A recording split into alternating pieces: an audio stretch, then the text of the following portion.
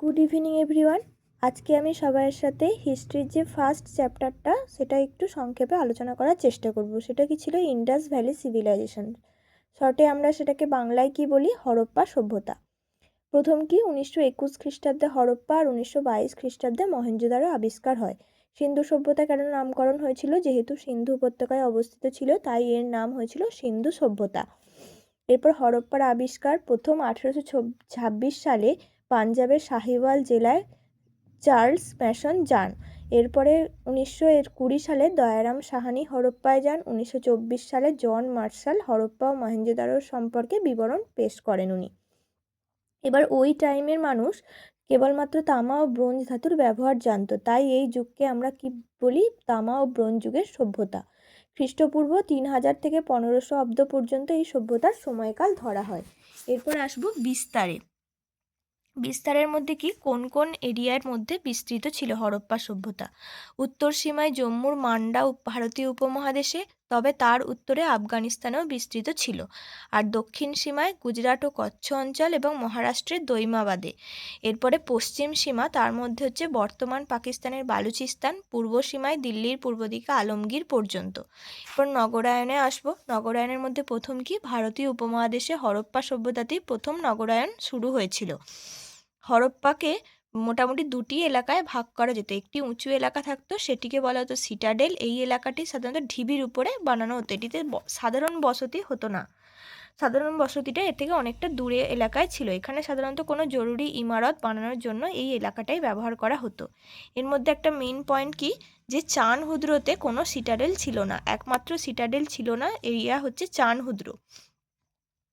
এরপরে হচ্ছে মহেঞ্জোদারোতে একটা জলাধার ছিল, সেটি পাকা পোড়ানো ইটের তৈরি। এটি স্নানের জন্য ব্যবহার করত কোনো বিশিষ্ট বা ধনী ব্যক্তিরা।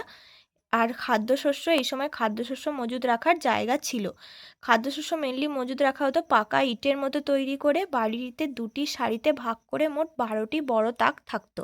হাওয়া চলাচলের জন্য ঘুলঘুলিরও ব্যবস্থা ছিল। এর ফলে কি শস্য যেগুলো রাখা হতো সেগুলো তাজা ও শুকনো থাকতো এবং ঝাড়াই বাছাই করারও ব্যবস্থা থাকতো। এরপর একটা মেন পয়েন্টে কি আসবো, যে ঢোলাবিরা নগরের সিটাডেল এলাকায় একটা জলাধার দেখা যায়। এরপর হচ্ছে সিটাডেল গেল, যেগুলো উঁচু ঢিবির ওপরে বানানো থাকতো। এবার নিচু এলাকায় থাকতো মূল বসতি, যেখানে সাধারণত সাধারণ মানুষ বসবাস করত। প্রায় 300 বর্গমিটার আয়তনের একটা বাড়ি মহেঞ্জোদারোয় পাওয়া গেছে, যার মধ্যে কি 27টা ঘর ও আঙিনা ছিল, যার মধ্যে সিঁড়িও পাওয়া গেছে। সেটি ভাঙা অবস্থায়। আন্দাজ করা হয় যে ওই বাড়িতে একমাত্র ধনী মানুষরাই থাকতেন হয়তো। এরপরে বসত বাড়িতে অনেকগুলো ঘর থাকতো, কিন্তু রান্নাঘর একটাই থাকতো। এ থেকে আমরা মানে ঐতিহাসিকরা ধারণা করেন যে সেই সময়ে হয়তো ঐক্যবদ্ধভাবে বাড়িতে বসবাস করতো, মানে তাদের যৌথ পরিবার ছিল। এছাড়াও ওই সময়ে হরপ্পা সভ্যতার নগরে শৌচাগার আর স্নানাগার হচ্ছে গুরুত্বপূর্ণ দিক ছিল। এ থেকে সাধারণভাবে ধারণা করা যায় যে নগরগুলি পরিষ্কার পরিচ্ছন্ন থাকতো।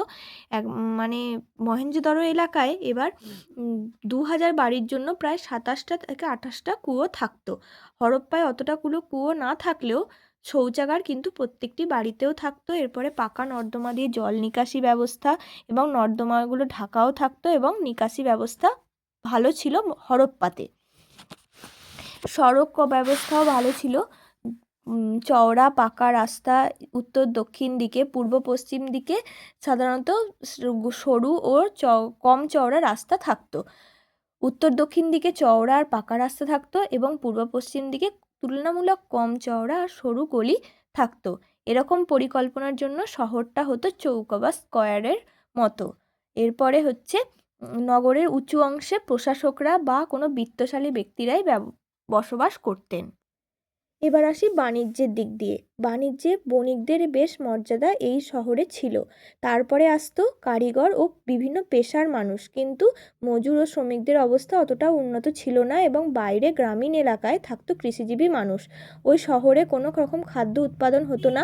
শহরের বাইরে যে কৃষিজীবীরা থাকতেন সেখানে গ্রামেই নানা রকমের ফসল চাষ হতো, যেমন গম, যব, জোয়ার, বাজরা, ডাল, সর্ষে এবং ধান। তবে ধানের ফলন সব জায়গায় ভালো হতো না। একমাত্র রংপুর আর লোথালেই ধানের চিহ্ন পাওয়া গেছে। তাছাড়া তুলো, তিল এইসব ফসলও চাষ হতো এবং রাজস্থানের কালীবঙ্গানের একটি ক্ষেতে কাঠের লাঙলের ফলার দাগও পাওয়া গেছে। কালীবঙ্গান আর লোথাল এই দুটি মেইন। এই দুটি থেকে অনেকগুলি কোয়েশ্চেন প্রিভিয়াস ইয়ার্সে এসছে। এরপরে হচ্ছে পশুপালন। পশুপালনও এখানে প্রচুর হতো। গবাদি পশু থাকতো, গৃহপালিত পশুও ছিল, ষাঁড়, ভেড়া, ছাগল ইত্যাদি ব্যবহার হতো। ঘোড়া, উটের ব্যবহার প্রচুর হতো, কিন্তু ঘোড়ার ব্যবহারের কোনো নিশানি এখানে পাওয়া যায়নি। এরপরে বিভিন্ন মূর্তি থেকে জানা যায় যে মানুষের পোশাক, গয়না, সাজগোজ কেমন ছিল, তারা কী ধরনের বস্ত্র ব্যবহার করত। সুতি ও পশমের বস্ত্র বেশি ব্যবহার করত এবং সোনা, রূপো, তামা ও হাতির দাঁতের গয়নাও পাওয়া গেছে। এরপর হচ্ছে কারিগরি শিল্প।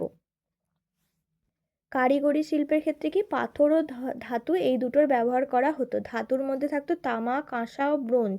আর লোহার ব্যবহার এই সময়ে হয়নি। তামা ও কাঁসার তৈরি ছুরি, বাটালি, কুঠার এগুলো তৈরি হয়েছিল এবং মাটির বাসনপত্র ব্যবহার করা হতো। এই সময়কার নানা রকম মাটির পাত্র তৈরি হতো এবং এগুলো সাধারণত কারিগরির উন্নত একটা নজির হিসেবে ব্যবহার হতো।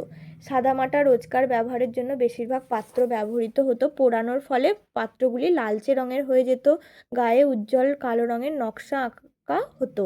এইগুলিকে বলা হয় লাল কালো মাটির পাত্র। প্রত্নতাত্ত্বিকেরা বলেন লাল কালো মাটির পাত্র। এরপরে কাপড় বোনার কারিগরিও এখানে ছিল। কাপড়, সুতোর কাজ শিল্প হরপ্পা সভ্যতায় দেখা গেছে। এরপর হচ্ছে ইট বানানোর শিল্প একটি গুরুত্বপূর্ণ দিক। কাদামাটির ইট ও চুল্লিতে পোড়ানো পাকা ইট দুটিরই ব্যবহার ইমারত তৈরিতে করা হতো। এরপরে অনেক রকমের মধ্যে একরকম ছিল অনেক রকম মালার দানা। সে সময় কি সোনা, তামা, শাঁখ, দামি কম দামি পাথর, হাতির দাঁত প্রভৃতি ব্যবহার হতো। গয়না বানানোর জন্য বিভিন্ন রকম মালার ব্যবহার করা হতো। এরপরে আসবো কি হরপ্পা সভ্যতার শিলমোহর। শিলমোহরের মধ্যে কি লিপি ও প্রতীকচিহ্ন খোদাই করা থাকতো। এগুলো তৈরি করা হতো নরম পাথর কেটে কেটে। তারপরে কি উল্টো নকশা খোদাই করা হতো শিলমোহরগুলিতে। নকশাটি কোনো রকম জীবজন্তুর হিসাবে বানানো হতো। এক সারি লিপিও খোদাই করা থাকতো। ভিজে কাদামাটিতে যদি ওই উল্টো ছাপটাকে দেওয়া হতো তাহলে সেটি সোজা হয়ে যেত। বানানোর পরে সাদা জিনিস মাখানো থাকতো, পোড়ানো হতো, এর ফলে কি শক্ত হয়ে যেত। বিশেষ করে কি বেশিরভাগ জায়গায় এক শিংওয়ালা একটি কল্পিত প্রাণীর ছাপ দেখা যায়।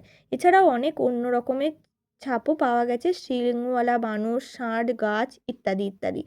এরপরে হরপ্পার বাণিজ্য। মোট 23টি শিলমোহর পাওয়া গেছে মেসোপটেমিয়ায় মোট 23টি পাওয়া গেছে।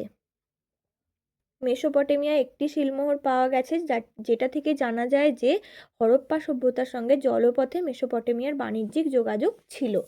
জলপথেও নয়, তার সাথে সাথে স্থলপথেও বাণিজ্য চলতো। ইরানে হরপ্পা সভ্যতার শিলমোহর পাওয়া গেছে। আবার এখনকার যে তুর্কমেনিস্তান আছে সেখানে শিল্পদ্রব্যের খোঁজ মিলেছে। এ থেকে জানা যায় যে আমদানি রপ্তানি স্থলপথের মাধ্যমেও হতো। তখনকার দিনে যোগাযোগ ব্যবস্থার বিভিন্ন রকম উপায় ছিল। পশু, গাড়ি, নৌকা ইত্যাদি স্থলপথ জলপথে বাণিজ্য চলতো। বেশিরভাগ গাড়ি ছিল, গাড়িগুলি ছিল 2 চাকার, চাকাগুলি বেশ শক্ত, ছোট গাড়িও পাওয়া গেছে, সেগুলিতে অনেক চাকা লাগানো। বলদে টানা গাড়িগুলি উঁচু নিচু রাস্তায় সহজেই চলতে পারত, তবে নৌকায় কম সময় লাগত। এরপর হচ্ছে হরপ্পা সভ্যতার শেষ পর্যায়। প্রায় খ্রিস্টপূর্ব 1750 অব্দের পরে এই সভ্যতা হারিয়ে যেতে থাকে। শেষ হয় না, কিন্তু হারিয়ে যেতে থাকে। মহেঞ্জোদারোর যে বিরাট পাঁচিলটি সেটি কয়েকবার নষ্ট হয়ে গিয়েছিল, মেরামতির ছাপ দেখা যায় ইত্যাদি। আনুমানিক খ্রিস্টপূর্ব 1900 অব্দের পর থেকে মেসোপটেমিয়ার সঙ্গে হরপ্পার বাণিজ্যের ভাটা পড়ে। এর ফলে কি নগর শাসন ব্যবস্থাও দুর্বল হয়ে পড়ে। হরপ্পা সভ্যতার লিপি কি বেশিরভাগই জানা যায়নি। এছাড়াও এটি ছিল বিস্তারিত আলোচনা। এরপরে আমি তোমাদেরকে কিছু কোয়েশ্চেন যেগুলো আমি ছবি হিসাবে দিয়ে দেব, তোমরা সেগুলোকে লিখেও নিতে পারো বা স্ক্রিনশট করেও নিতে পারো। যেমন হরপ্পা সভ্যতার লিপিকে কি বলা হয়, ইত্যাদি ইত্যাদি। সেগুলি কে কবে কত সালে করেন, কাকে কি বলা হয়, এগুলি আমি প্রিভিয়াস ইয়ার্স থেকে খুঁজে খুঁজে করেছি।